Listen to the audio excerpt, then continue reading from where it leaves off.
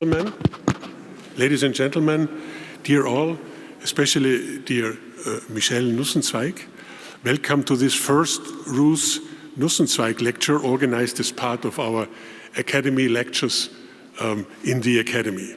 Under the umbrella of our so-called named lectures, the Academy tries to invite international top-class scientists to talk about specific and relevant issues. And we want to keep alive the memory of extraordinary personalities with a connection to Austria. Forgetting happens so quickly, and our lectures are perhaps a small instrument, a small trial to slow down this process of forgetting.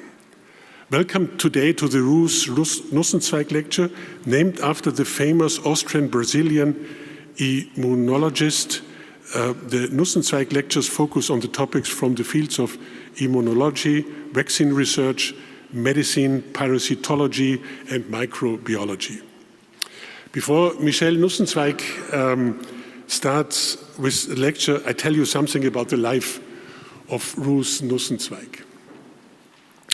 Ralph Nussenzweig was born in June 28 as Ruth Sonntag here in Vienna. Her parents, Baruch and Eugenia Sonntag, came from the Bukovina, which is now part of the Ukraine. Both graduated in the late 20s at the University of Vienna and worked as medical doctors, first in the Hinzerstraße 2, im 3. Bezirk. I don't know where the Hinzerstraße 2 is, but Google Maps is possible. And later in the Heumühlgasse 14 in the 4th district. In March 38, very quickly after the so-called Anschluss, Baruch, your grandfather, was persecuted for pure racist reasons and jailed in the Gestapo headquarters in the Hotel Metropole. But sometimes positive occasions happen, like Ruth, your mother, describes in an article in the American Journal of Tropical Medicine. I quote her. Shortly thereafter, while my mother, the mother of Ruth, was waiting online to visit my father in prison, she was recognized, the mother, by a prominent Austrian Nazi, whom my father had helped previously before. The man, the Austrian Nazi, facilitated the release of my father from prison, and we escaped in a harrowing train voyage to Belgium, where we hid until 39. And then we were able to flee to Brazil. I tried to identify why especially Sao Paulo, but we found nothing relevant. But maybe you can say why Sao Paulo and not other destinations. In 48, and I have to say it, in 41, the doctorate of Baruch and also of his wife Eugenia were revoked by my university, the University of Vienna, because, auf Deutsch, weil eines akademischen Grades einer deutschen Hochschule unwürdig. It's a very sad story. And it took more than 60 years after the denial and very, very long after the end of the Second World War that Baruch and Eugenia rewarded the doctorate in the year 2003. So I'm now with Ruth. These were the parents, Eugenia and Baruch. Now with Ruth. Ruth, the daughter. So she came as a 10-year-old girl to Sao Paulo. She grew up in Sao Paulo. She studied medicine as her parents at the University of Sao Paulo in the School of Medicine. She moved after graduation to Paris, later to New York, returned to Sao Paulo, and emigrated after the '64 military coup in Brazil with her husband, Michel Nussenzweig, permanently to the United States. In her research, she specialized in the development of malaria vaccines. Nussenzweig discovered a way of immunizing mice against malaria using a technique which others later confirmed could work in humans. She remained committed to malaria research, and 2 of the human vaccines presently are in clinical trials are based on her research. This is an incredible family history, and it may now be clear why I tip my hat and why we are naming the lecture after her. Michael, now I'm in your generation. Michael is Ruth Nussenzweig's son. He was born in Sao Paulo as well. During his PhD with Ralph Steinman at Rockefeller University, he discovered the dendritic cells are antigen-presenting cells. He returned to Rockefeller University in 1990 as an assistant professor and Howard Hughes Investigator to head an independent lab. He was promoted to professor in 1996 and holds a chair of immunology. And Nussenzweig's lab studies the molecular aspects of the immune system's responses using a combination of biochemistry, molecular biology, and genetics. I have to look at my paper because all these are things, terms I don't know. I'm coming from a complete different field. Your work led to the rapid development of the new antibody-based therapies for infection by HIV and the novel SARS-CoV-2 virus. Michel, you are a member of our high-ranked research board. Michel Nussenzweig has received numerous awards and prizes, including the Robert Koch Prize, the Sanofi Pasteur Award. He's a member of the American Academy of Arts and Science, the US National Academy of Medicine, and the US National Academy of Science. I think this is a clear proof of your excellency. I'm really happy to welcome here and that I thank you very much that you are coming. The floor is yours. Thank you.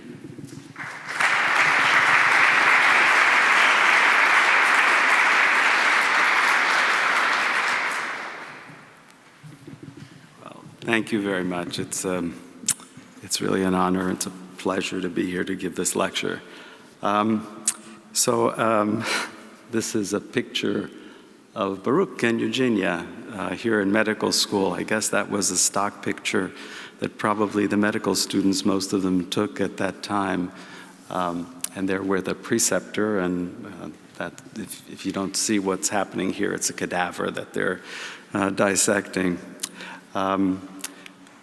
Here's Ruth and her brother Hans here in Vienna. It's the only picture I have of them in Vienna. I think this must have been at the Vienna Zoo, at the petting zoo in Vienna. Here's Ruth and Victor. So in Brazil, I guess they didn't take a picture with a cadaver. They must have taken a picture in the library. So here they are in Brazil studying in medical school. And of course, Ruth was kind of amazing that she had this incredible scientific career, but she also managed to have quite a family. So she had 3 children, and here she is with her grandchildren. She's right here. All right, so I'm going to give a lecture today that focuses on something that Ruth was really very interested in, which is vaccines. And to do that, I'm going to give a sort of a general introduction to the immune system first, and some of our work on immunity, which is really relevant to vaccines, and in particular to the SARS coronavirus vaccine. So I'm going to come to that towards the end. All right, so first of all, I just want to outline properties of the immune system and what makes it different from other systems in our bodies. It has three properties, which are the key properties of this system, which are specificity, diversity, and memory. And these three properties can be accounted for by a theoretical construct that was developed by Burnett, Lederberg, and Talmage. And what that construct says is that the immune system is composed of cells, individual cells, and each of these cells has a different receptor. So that accounts for diversity. Diversity meaning that each cell has a different receptor, and specificity comes from the receptor itself, which has specificity. Now, in this simple way of thinking, the memory comes from the fact that when the system is challenged with an antigen here, it could be a virus, the cells that are specific for that virus are selected to expand and make a clone. And so memory in this simple system is that when the virus comes back, there are more cells and the response is more rapid and bigger and so on. So that's Burnett's idea, which led to his Nobel Prize with Talmage, just for this idea, really. Now, we've been studying these immune cells with a technology that I'm just going to outline here, because I'm going to use it throughout the talk. And that is single-cell antibody cloning. So those cells that have individual receptors can be found in the blood, for example, using the protein or antigen to which they are specific, to tag them, to bind, because they bind through their receptors.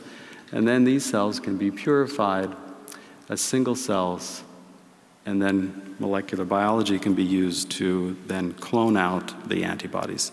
And that's how we've studied this system, by developing this sort of technology. All right, now the Burnett idea, which I showed in the previous slide, does not account for two phenomena that are really important in vaccines and in immune responses in general. And these phenomena were discovered by Hermann Eisen in the 60s. And the first one is this one, shown here. So Hermann was a biochemist, and he was able to measure the affinity of antibodies for the first time. And what he found is that very rapidly after an animal is immunized, you get an increase in affinity of the antibodies in serum. And that cannot be accounted for by Burnett. The other thing that Hermann found that really puzzled him as an immunochemist was that in addition to increasing affinity, antibodies were also becoming more diverse during the immunization. That is, that they weren't just specifically seeing one thing, but they were also able to see related things. And that happened with time, and that too could not be explained by Burnett. All right, so we've learned a lot about affinity maturation since the time that Hermann discovered it. And part of what happens is really unique to B lymphocytes, the antibody-producing cells. And that is that when they undergo the clonal expansion, that's here, you select a cell, but then as it undergoes this expansion, this proliferative expansion, it expresses an enzyme, activation-induced cytidine deaminase, that modifies the antibody genes so that the cell that's expanding and becoming a clone is not a clone producing only one antibody, but each cell is making a slightly different antibody because of mutations in the antibody gene. And then during the immune response, there is selection for the cell that makes the best antibody. That whole process occurs in these structures that were found over 100 years ago called germinal centers. They exist within lymphatic organs, and they have two zones. They have a light zone and a dark zone, that's illustrated here. The light zone is the pink material, and these really are fundamental to the selection process. What they do is illustrated in this cartoon. This ideas come from work that my colleagues and I have been doing over the last 10 years or so. So the two zones, dark zone and a light zone, are specialized zones. In this dark zone, the B cells are undergoing the clonal expansion that I talked about earlier. And it's also here that they make mutations, somatic hypermutations in their antibody genes. This is a very dynamic area, and after they finish dividing, what these cells do is they migrate to the light zone. And the light zone was the pink area in the previous slide, and it was pink because it's where the antigen or the virus is living. It's living there because it's trapped by immune complexes and held there by specialized cells called follicular dendritic cells. Now there, the B cells that make this migration have new receptors, and they're going to test them. They're going to test them on the antigen that's trapped there. And the cells that can capture that antigen will then internalize it, process it, present it to specialized T cells, which will identify the B cell that actually was able to capture the antigen and send it back down. And it goes back down, divides again, expands, mutates, and selects. So a circular sort of process which involves rounds of division, expansion, mutation, and selection, and that's how you get a high affinity antibody. Okay, so that's an interesting thing. And this germinal center has two products. It makes plasma cells, which are the cells that make antibodies that are in the plasma. They're the ones that get measured by all the assays against the coronavirus, for example. And they are the ones that are selected for relatively high affinity. The other product of this thing is called a memory cell.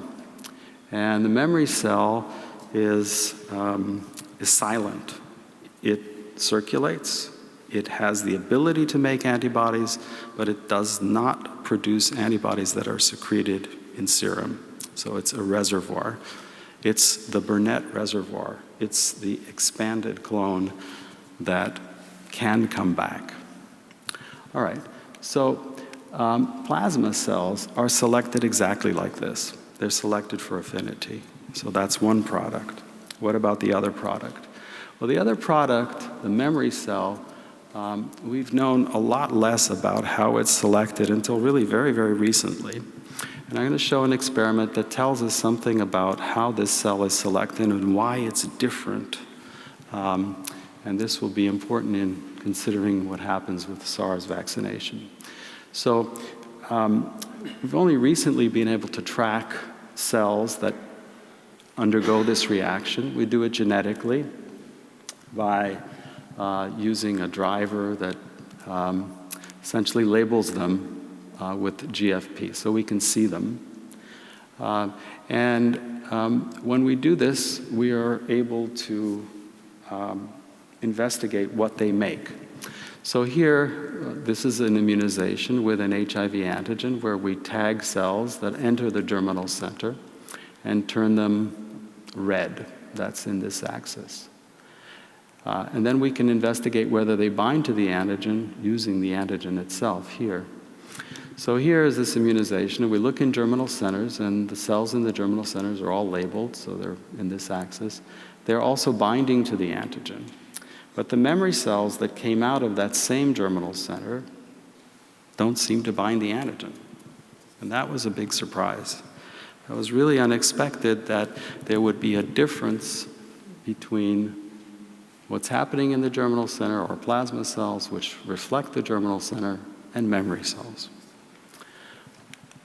So because this was so surprising, we went ahead and cloned the antibodies using that technology that I mentioned earlier and measured their binding directly to the antigen. And you can see that here, the antibodies that came out of the germinal center in this experiment bind to the antigen, but the ones that came out of the memory compartment really didn't seem to bind. So just like what we saw in flow cytometry. And why is that? Well, the antigen was in that pink light zone area in the germinal center looks like this. It's all over these cells that I've diagrammed here, the dendritic, follicular dendritic cells. And what we're measuring looks like this. It's a monovalent interaction. And of course, in a monovalent interaction, if you have relatively low affinity, it's going to just come off and you're not going to see it. And here, what you're dealing with is more like Velcro, where you have multiple antigens on the cell, and you also have the B lymphocyte with its multiple receptors. So even if you have a very, very low affinity interaction, you're not going to be able to come off, and you're going to select. So if we changed this experiment and we increase the affinity here, we can see that the memory cells are producing antibodies that in fact do bind, but they bind at low affinity. And if we further increase the avidity, or the multiplicity of binding, we can see that in fact the memory cells do bind, but they are very low affinity. So memory looks like this. It's really very diverse, and what the immune system wants to do all the time is diversify. It diversifies by VDJ recombination. It diversifies by making somatic hypermutations, and it diversifies memory by selecting for a diverse group of cells to put into that compartment. All right, we're going to come back to this. Now, there's another property here of the germinal center which was very surprising, and which is something which is just, in fact, we're just learning about. And we had clues about it from this work that was done by Tanya Schwickert when she was in my lab. So this is a movie that she took. And what you can see here is the germinal center cells. They're very dynamic, the green ones, the bright green ones. But there was something surprising in this picture. And it was the blue ones, the dark blue ones, because those were B lymphocytes that were not participating in the reaction, but were part of this whole structure. And they were just naive B cells just going through there. So what were they doing? So one possibility was that this structure is open and that it can receive new cells all the time. So it doesn't just get seeded once and start and go, but it keeps getting seeded all the time. And in fact, we decided, and this was work of Thomas Hagloff, a postdoctoral fellow in the lab, to just look for this event, which is that after we turn on green and it's a one-time thing, then if there's continual entry, we should eventually see cells that are not labeled coming into this structure. That's illustrated here. And in fact, this is exactly what happened. So here, we start the immunization, label cells, and then watch with time. And initially, you can see here, 12 days later, most of the cells are labeled. But then with time, and these are permanently labeled, so if they were just expanding, you would stay labeled. But with time, you can see that this other group is growing. And that's a group that's coming in, a new group. And what's interesting about this new group is its apparent affinity for the antigen. So here are the cells that were labeled at the beginning, and they stay there, and they are accumulating mutations, and they are becoming higher and higher affinity. And you can see that the ones that are joining don't appear to bind the antigen as well. So they're lower and lower affinity. That's very unexpected as well. All right, so I'm going to come to why this happens at the end. So here, what we've learned is that, first of all, it's continuous. The germinal cell is a continuous process with new cells joining all the time. Fraction of lower affinity cells, or more diverse group of cells, is increasing with time. All right. So now I'm going to talk about, that is our background, and I'm going to talk about two vaccine problems. I'm going to talk about HIV, and I'm going to talk about SARS. I'll start with HIV. This is a big problem, obviously. No cure, no vaccine. And the way we got into this is to try to understand why. Why is it so hard? And one of the clues had to do with something that had been known for a long time, which is that some infected people, a rare group of people, can make antibodies that are very potent and broad and can neutralize this virus. And of course, if you could do that, if you could reproduce that, you would have a vaccine. So what did these people do? That's what we were interested in. And to do that, we used that same technology adapted to humans. So here, what we do is we find these people, collect their blood, find their B lymphocytes that bind to the HIV protein, and then sort them as single cells and do molecular biology. So when we started doing this, there were three or four antibodies that had been discovered in 20 years that were neither potent nor broad for HIV. But doing this experiment on a whole series of people, not just in our lab, but others who subsequently did it as well, led to the discovery of many very, very potent antibodies that are very, very broad. And broad means that they neutralize up to close to 100% of all known strains for which they are tested, and they do so at very low concentrations. So they have the potential to be clinically useful. So we've been trying to understand how to use them, what they can do in various circumstances: passive protection, post-exposure prophylaxis, chronic therapy, and eradication or cure. Now, the reason to do this, so that they're really good drugs for HIV and they're very inexpensive. Why bother with antibodies? And the reason to bother with antibodies is illustrated here, and that is that they have properties that are different from drugs in that they can engage the immune system. They have two ends. An antibody has two ends. It has the specificity end, the FAB, but it also has a constant region which can engage receptors on other immune cells. So here, like NK cells. So if an NK cell sees a virus, or a macrophage sees a virus, through this Fc interaction, it can clear the virus. If it sees it expressed on the surface of a cell, for example, it can kill.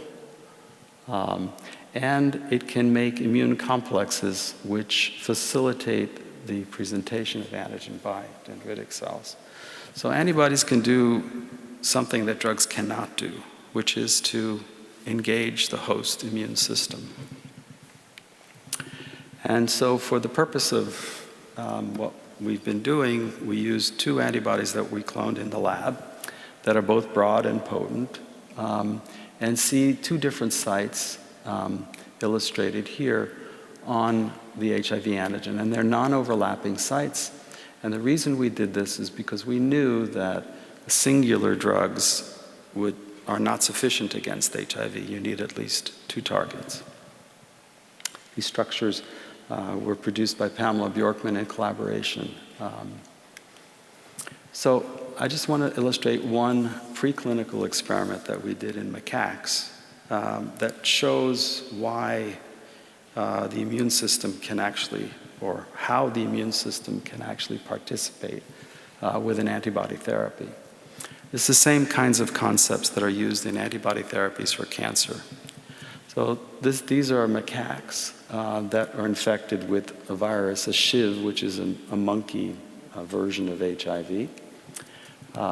They become viremic for long periods of time. These are weeks. They lose their CD4 T cells, and they die from disease that very much resembles HIV disease in humans. And this experiment was done by Malcolm Martin, a collaborator at NIH. And what's illustrated here is that monkeys are getting infected and treated with antibodies in gray. So antibodies suppress viremia, so they're good drugs. When their half-life is over, the monkeys become viremic. And then something strange happens here, which is that as shown here in this green monkey, is that viremia goes away. And that happens in all of these monkeys. In fact, here's the green monkey, and here is a year later, and this monkey is basically not viremic. So the antibody therapy somehow made this monkey able to control the virus on its own. And the mechanism of control is a T-cell mediated control, CD8 T cells. So these CD8 T cells have learned, and we know they've learned because if we eliminate them, the monkey becomes viremic. And then when they come back, he again controls the virus. So the antibody therapy allowed the CD8 T cell system to learn how to control the virus in the monkey. All right, so we did many experiments in mice and macaques, and then turned to humans.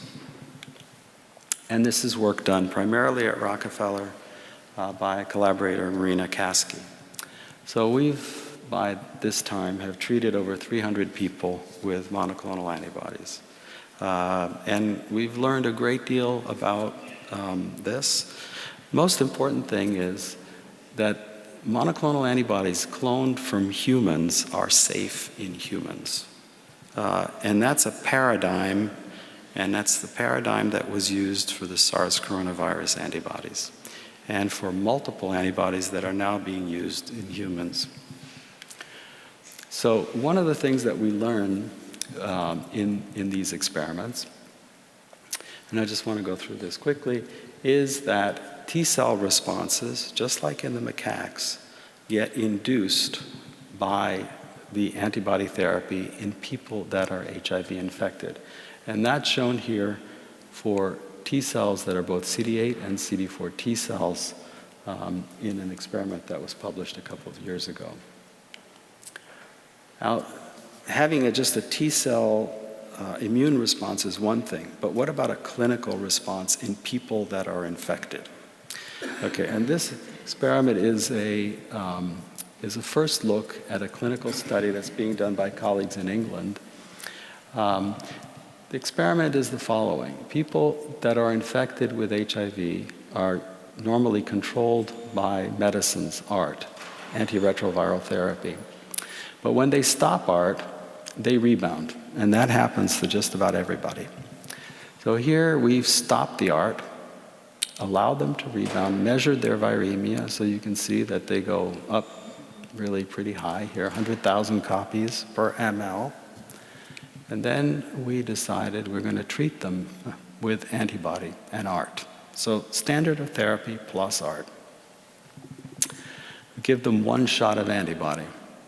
And then 20 weeks later, we stop ART. So the first thing that's different, as you see when we initially stopped ART, they rebounded in 2 weeks. And now, 20 weeks later, they start rebounding. So that's the first difference.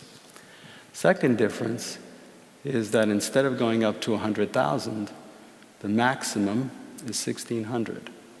And they've done this over 20 weeks.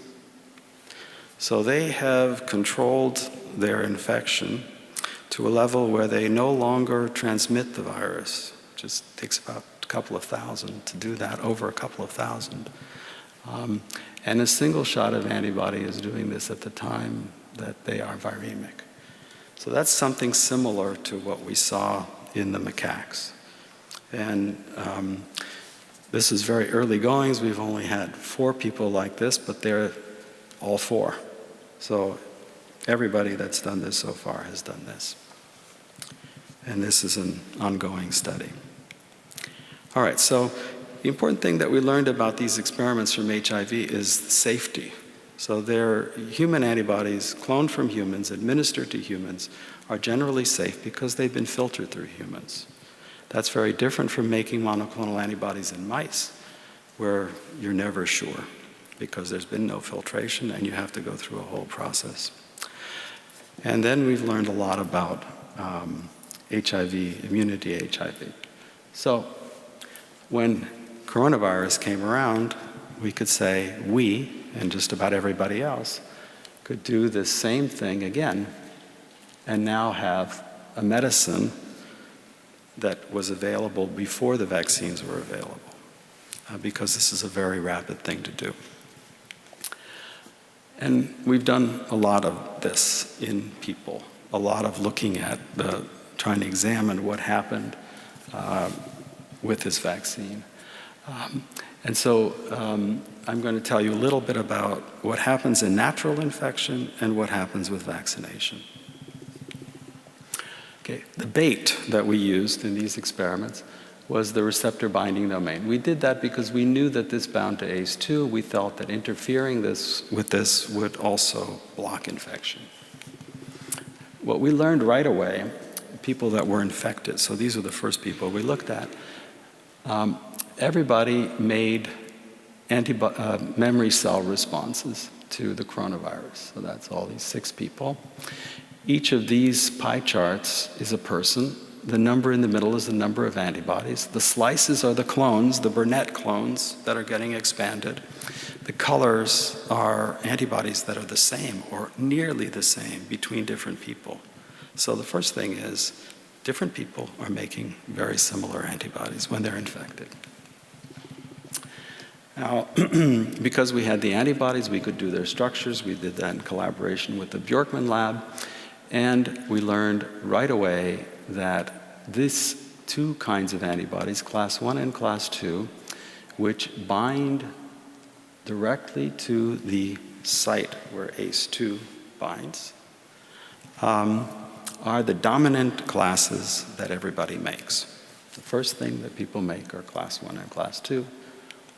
And knowing the structures, so I have to go back, knowing the structures also told us something about where to expect mutations that would interfere with the antibodies. And in fact, those mutations, which you should recognize here, are exactly the mutations that came up in the first variants that became resistant to the antibodies. So the structures allowed us to understand resistance and the variants. So first thing, class 1, class 2 are the most abundant. They select for mutations in vitro. They select for the same mutations in vitro that come up in vivo in people. And of course, the antibodies could prevent infection. And they could also be therapeutic. All right, so what happens during an infection? How do people evolve? What do the antibodies look like that evolve during infection? So here are 6 people that we looked at 1 month, 6 months, and a year after they were infected. Same people looking over time. And there's something that was really quite surprising for me anyway, in looking at these people. The reds, so each of these pie slice charts is one time point, one person. Pointer is difficult here. So here, looking down, the colors are the Burnett clones, and they are sometimes conserved over time. But more importantly, when we look at memory, what we're seeing is the gray clones, and the gray ones are new ones for those time points.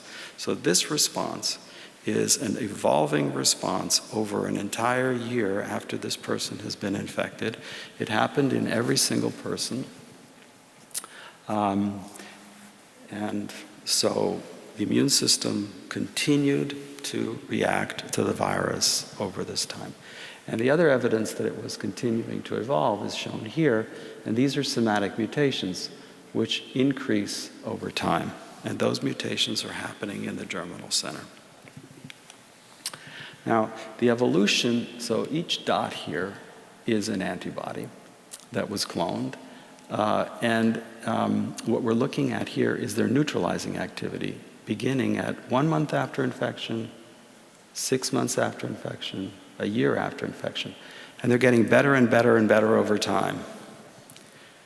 And what's most dramatic, really, are the conserved clones.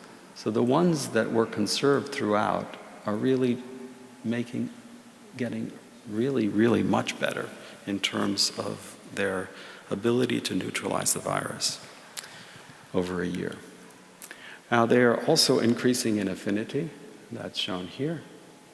And really kind of unexpected was this here, which is, these are pairs, this is hard to look at, but these are pairs of antibodies at 1 month and 12 months, same clone. And then looking at mutants of the virus here. And although these initial antibodies could not neutralize these mutants, the red ones, they then became able to do so after a year. And in every single case here, including something like this, where the initial antibody was really not very good, you get a very broad antibody at the end. So every single one, every single pair got better. So both potency and breadth after a year. And we believe this happened because the infection, even after people are infected, for many months, you can see antigen and perhaps even virus in a number of different locations. This is the gut of someone who was infected 3 months earlier, had cleared the virus, but still had reactivity in the gut. Okay, so in natural infection, you get the evolution of breadth to higher affinity and potency in this memory compartment. And of course, when these people get boosted, you get this tremendous, fabulous response. What happens in people that get vaccinated? So here we did the same experiment in a cohort of people that we followed over a year that got 3 vaccine doses. And it's different, actually. So here, what we're looking at is something that was published by a lot of different groups, which is the neutralizing activity, looking in serum, people 1 month after the second vaccine dose, 5 months, and then 1 month after VAX-3. VAX-3 is particularly important and particularly good. And you can see that the neutralizing activity really goes way up after the 3rd dose. That's not terribly surprising, but what was sort of interesting was this, which is looking at Omicron. So these people are vaccinated with the standard vaccine. That's not Omicron, but they are, after the 3rd dose, producing substantial levels of serum neutralizing activity against Omicron. Now, that's not enough to prevent infection, but it is enough in vaccinated people to really keep them from getting sick. And that's what I want to try to talk about. Why is that? So the first thing is that you see a tremendous increase in the number of memory cells in people who have gotten all these vaccine doses. And these memory cells are really very long-lasting. The other thing that you see, and this is similar to the people that were naturally infected, is that the antibodies, it's again the same thing, the antibodies are getting better and better and better with the 3rd vaccine dose. But here, it's not the cells that stick around. It's not the conserved clones. They're not any better, actually. They're the same. The ones that got better are the unique clones, the gray ones. They're really getting much better with time. So that's different from natural infection. And why is that? So this illustrates, again, the class 1 and class 2 antibodies. The Omicron mutations in red. So they're really right around these guys.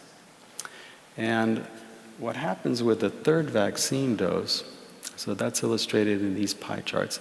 These pie charts are showing what the antibodies see after the VAX2, 1 month, VAX2, 5 months later, and then VAX3.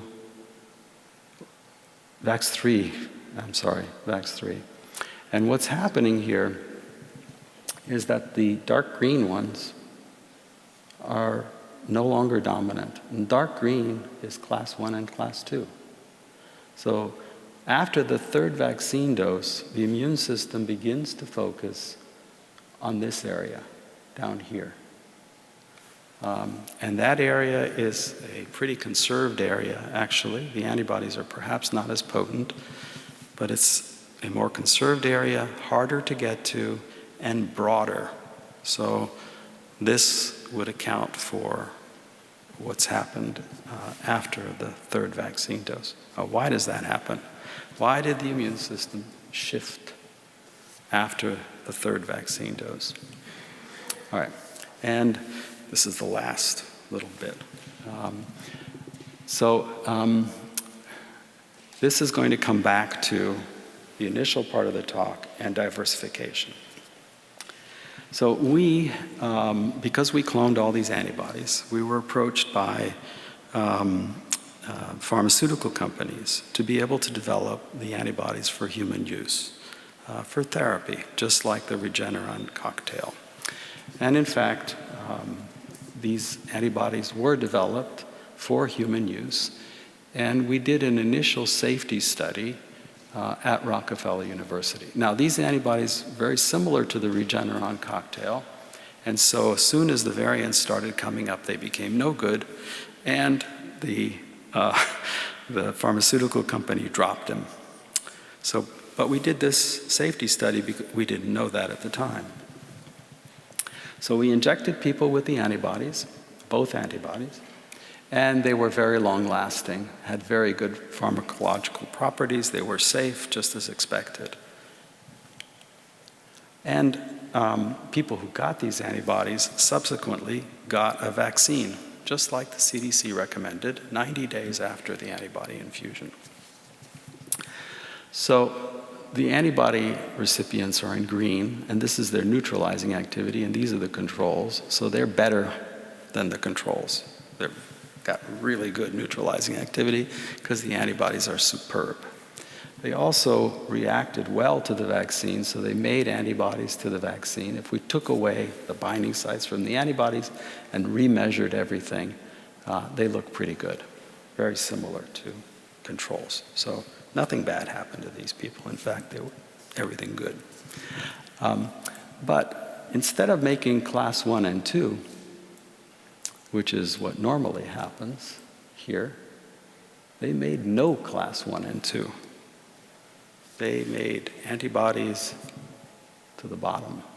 They made these kinds of antibodies. And the other thing that happened that was really interesting and comes back to the initial experiments is that the antibodies that they made, so they're in green, were much lower affinity than the controls. Hugely different. Why did that happen? Well, what happened is two things. First, the antibodies that we gave them blocked or interfered with the epitopes that are normally seen, because they were to the epitopes that were normally seen. And secondly, we created this situation where we made immune complexes. When they were vaccinated, they already had antibodies. The antibodies made immune complexes. The immune complexes lowered the threshold for entry into the germinal center. So what we got out in memory was low affinity antibodies. All right, so to summarize, what I've been telling you is that we've used this technology of antibody cloning to understand something about mouse and human immune responses. We've learned a lot about germinal centers, selection, what happens with memory, plasma cells. I think we've learned something also about this dichotomy, about increased affinity and diversity. So we know something about how affinity increases through the germinal center, and also the diversification process that's really critical to immune responses. And knowing that memory is diverse tells us something about why, when we're challenged with what's a diversified virus, although we may not be protected from infection, we can deal with it. And we can deal with it because of what's in memory. All right, so a lot of people have contributed to all of this that I've told you about. In my lab, Charlotte Viant and Thomas Hagelhoff, postdoctoral fellows, did the work on memory that I mentioned. The clinical team at Rockefeller that I work with is headed by Marina Kasky. And Christian Gabler, a fellow with Marina, who's recently returned to Germany, is now a faculty member in Berlin at the Charité. We've worked with virologists, Paul Binash, and in particular his postdoctoral fellow, Frauke Muksch, on many of the coronavirus experiments, and with Charlie Rice, who recently received the Nobel Prize for his work on hepatitis, also a close colleague at Rockefeller. The Bjorkman Lab has contributed to our understanding of the structural aspects. And at NIH, we've worked with Malcolm Martin on the macaque experiments, and most recently with Tony and his collaborators at NIH on human studies. So thank you very much for the opportunity to do this and for your attention.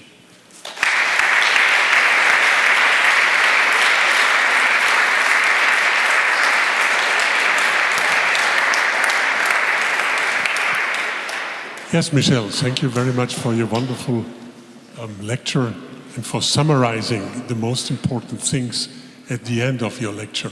I think we have some time to have a question and answer session, maybe from the specialized persons. Yes, Mr. Buslinger, you starting. We need the microphone because there is a streaming, not simultaneously, but afterwards we put it at our homepage. Michel, my question deals with these invaders that you see in the germinal center. So at the beginning you did a mouse experiment, and then in the mouse experiment you realized that actually these invaders didn't really generate high affinity B cell receptors. Is this, the question is, did they not stay long enough there? I mean, did they recruit too late in order to do it? But then later on, when you come to the patient, then you actually use an antibody to divert essentially the response away to something more useful, namely to the conservative aspect of the spike protein. But they are somewhat different, these two kind of reactions that you describe. Yeah. So, or did I get it wrong? Okay, so first of all, the invaders, they start out at relatively low affinities.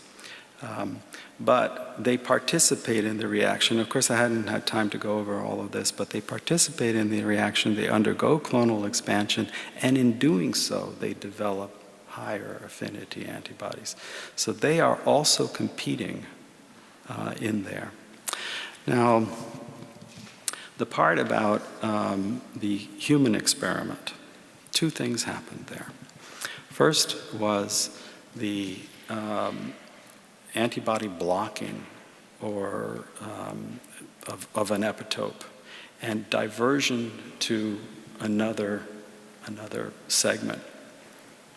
That's something that was, this phenomenon was discovered in 1909 by Theobald Smith. Okay, it's really old, this idea. It was something that people studied in the 60s and 70s. So Klaus Rajewski studied it, and actually many others, including my father, Victor. So Victor has a Nature paper on this whole thing about blocking, and somehow it got lost, it got forgotten, and only rediscovered, I think, in this context. So that's the blocking part. So it's really old and well established. The other part about lower affinity and the selection of cells that have lower affinity into memory, that's really sort of new. And the idea is that it's an immune complex-based thing. But that's not completely proven. It's just that we were able to reproduce it with the antibody infusion in humans. So we think that's part of it.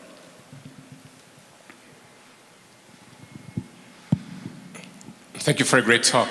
I have a question that may be a bit crazy. Because you're sequencing thousands of antibodies and you're immunizing many, many patients, but probably not enough. If you were to have a very large number of people immunized with the same antigen and look at a very large number of antibodies, do you think that genetically related people will have recognizable, more similar antibodies due to some genes that they share? Yeah, so that, that comes up in the HIV vaccine problem. So there are only very rare antibodies that are very, very broad and potent. And they come from one particular V gene, and there are alleles of this V gene, for example.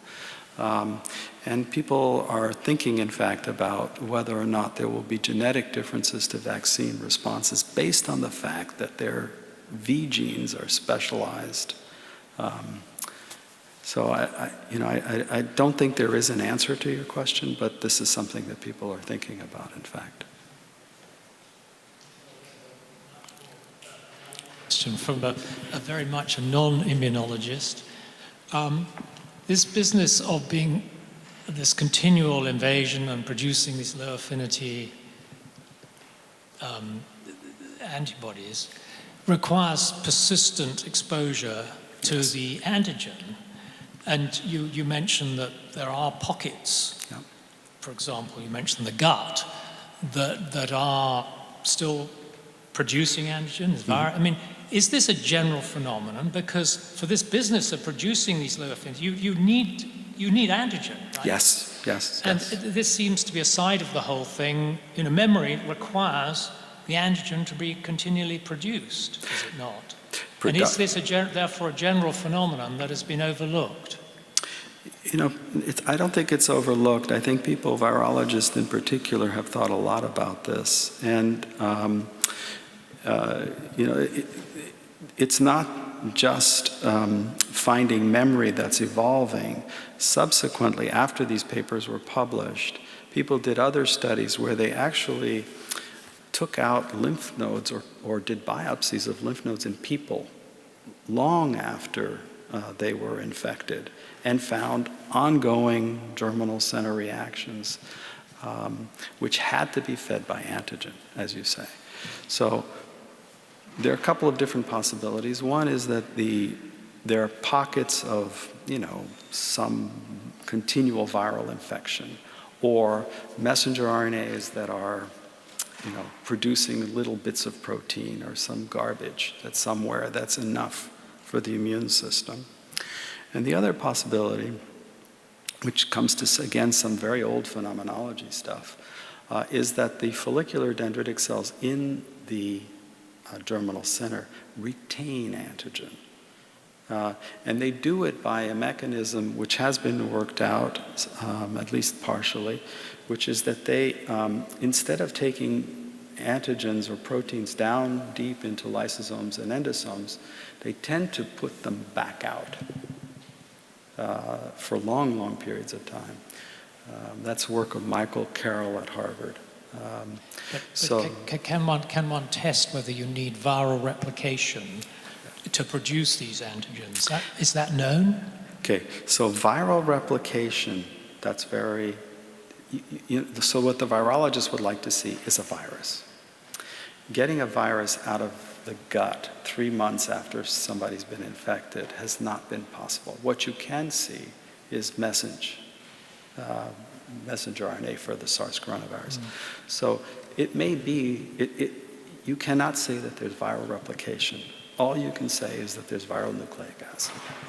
But if you had a drug that prevented that virus from replicating, surely one could then test the hypothesis. Yeah, so for example, you could do, it would be possible to do a human study. It would be a good study to do, in fact, to somebody who happens to be infected, to treat them for long periods of time, and then do the same experiments again. That would be a very good experiment to do. Yes? We have 3 more discussion contributions, which is a good sign for a very qualified audience. The first is here, the gentleman in the 6th row. Ola Gimson, Medical University of Vienna, since I'm not so known, I say my name. Thank you very much for a great talk.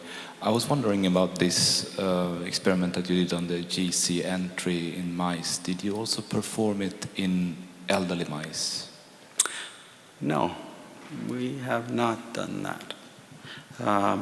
The only elderly experiment that in fact is ongoing is the question of how do older individuals respond to this vaccine.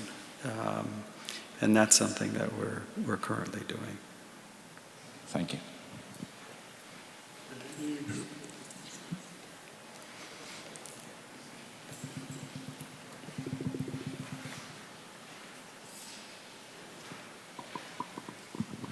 Great, thank you. It's less of a question, it's more of an addition. I think Professor Superti-Furga was asking if you would sequence for a lot of people the germline antibody sequences, would you find any associations with antibody binding? And interestingly, there's a group at the Karolinska Institute who do that, Gunilla Hedstam-Carlson, and they had a paper in Immunity last month where they did sequence a lot of individuals and compare the germline polymorphisms with antibody binding against SARS-CoV-2, and they did find that some mutations are associated with higher affinity. So I guess it's a very specific question, but if you would extend this to larger cohorts with more high throughput assays, you could probably find associations like that also for other antigens. Or I mean, what's your take on that? Do you think that's a feasible direction to go into? Yeah, as I mentioned, that's exactly the kind of thing that I was talking about. And yeah, certainly that's possible. I don't think in SARS coronavirus it's going to make much of a difference.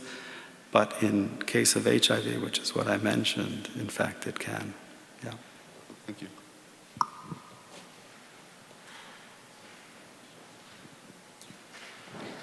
You mentioned that antibody therapy induced more strong CD8 T cell responses in both humans and macaques. Yeah. Do you know or can you guess the mechanism behind this? The mechanism behind that? Yeah.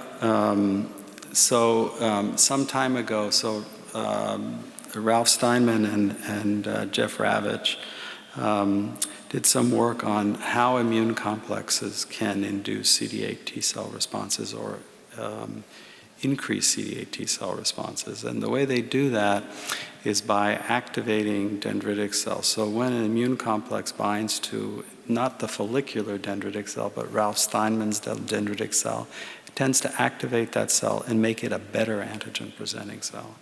So having the antigen in a form that is seen by the dendritic cell and activates the dendritic cell at the same time makes it a better in terms of CD8 T cell responses. That's the idea, anyway. Thank you. So, the last contribution here, the gentleman to the 5th row.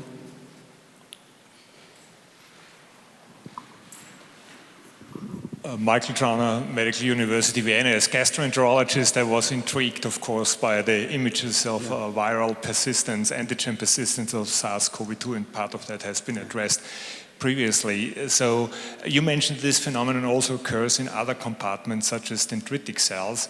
What happens if you give antibody to those patients? So can you induce a CD8 T cell response helping viral clearance? I mean, we're very careful. We say always antigen persistence for the reasons which you mentioned, but has that been tried therapeutically in post-acute COVID or maybe even long-term COVID? You know, this is something that we should have looked at, but have not had a chance to, because we do have the samples. Yeah. We should be able to get around to it, yes. Okay. Michael, thank you very much. Thank you. Thank you very much for coming to the city of your grandparents and your mother, and for giving an overview about antibody responses to vaccination and infection. Thank you very much for coming to the Academy of Science. Go to your home institution, tell them that there are interesting lectures here in the Academy, and I'm happy to see you to the next Nussenzweig lecture, which is, I think, maybe in 1 year. So please be patient. We are coming back. Thank you very much. I close the session.